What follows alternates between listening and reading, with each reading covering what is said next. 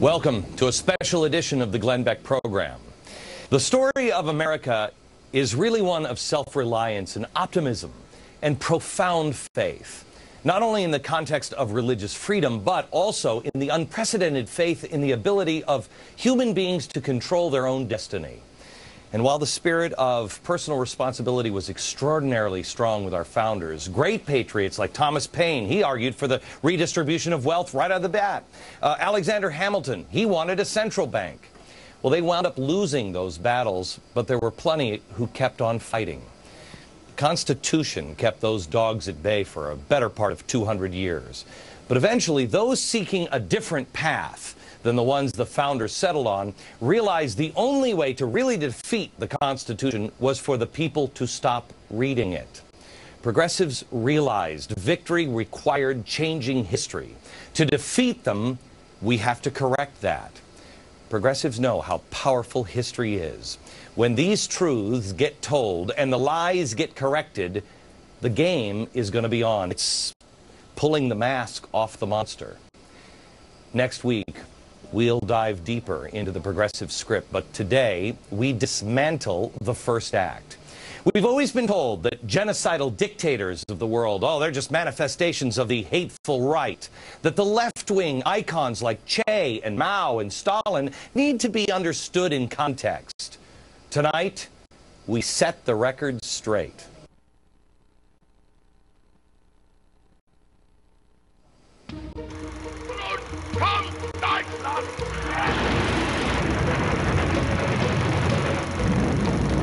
The mighty war machine built by the Soviets.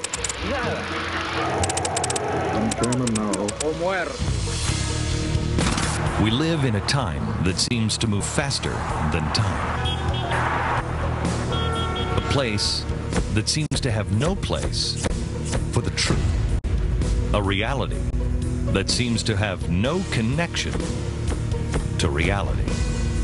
So to get our feet on solid ground in the future, we must first walk through the past with our eyes wide open. Government is not the solution to our problem. Government is the problem. That's modern conservatism in a nutshell. Yet, we're always told that Nazi Germany, who controlled every aspect of its citizens' lives, was somehow right-wing. Is that true? Or is it an attempt to distract from other much more inconvenient similarities? They say, you know, Hitler was a right-winger because of X, Y, and Z. I say, well, what was Stalin's position on X, Y, and Z? The common assumption is that the Nazis were a right-wing phenomenon. They were a right-wing party, that Hitler was a man of the right and all the rest. And there are a lot of problems with this. His social agenda was for expanding universal access to health care. It was for expanding access to education. It was for cradle-to-grave welfare state. It was for attacking big business and high finance. People say, well, Hitler abolished labor unions. He was right-wing then. Well, how did labor unions do under Stalin? How are labor unions doing under Fidel Castro? Almost anything you can find on a checklist that allegedly proves Hitler was a right-winger, you can apply to almost any one of the major communist dictators of the 20th century, and the similarities are almost identical. Today, this idea may seem controversial, but as the Nazis were rising to power, it wasn't controversial. It was common knowledge.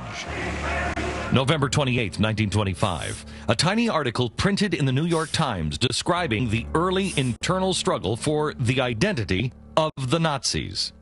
A riot broke out after a Nazi speaker claimed that Lenin was the greatest man second only to Hitler, and the difference between communism and the Hitler faith was very slight.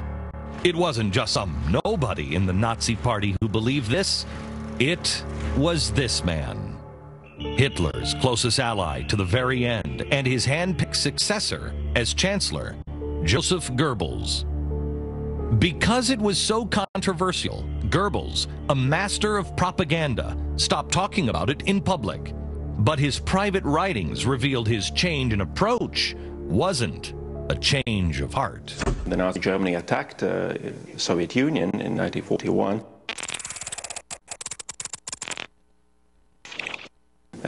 Just a week before that, he wrote in his diary that the goal of the Nazi Germany would be to destroy this Jewish Bolshevism in the Soviet Union, as they described it, and instead of that, build true socialism.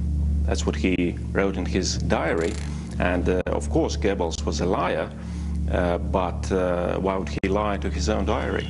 The red shirts and the brown shirts in Germany had all sorts of members who were members of one group joining the other group and vice versa.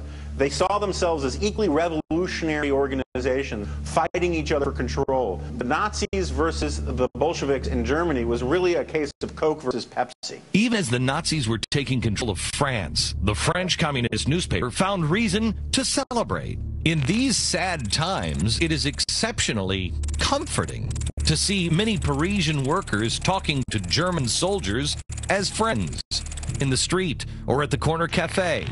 Well done, comrades, and keep it up, even if it displeases some of the middle classes, as stupid as they are mischievous.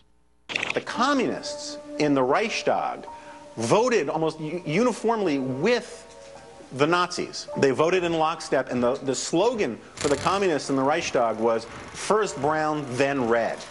The general understanding among the communists, among socialists back then, was that Nazism was a stepping stone towards the ultimate victory of socialism and communism. While Hitler certainly opposed communism outwardly, he did so mainly because he disagreed with its internationalism. He was a proud German, a German nationalist, a German jingoist, not a patriot, but a nationalist, and he rejected that element of Marxism. But he embraced socialism entirely. He embraced the idea of racial solidarity, socialism for one race. Even in Mein Kampf, he acknowledged that the movements were so close that if not for focus on race, his National Socialist movement would really do nothing more than compete with Marxism on its own ground.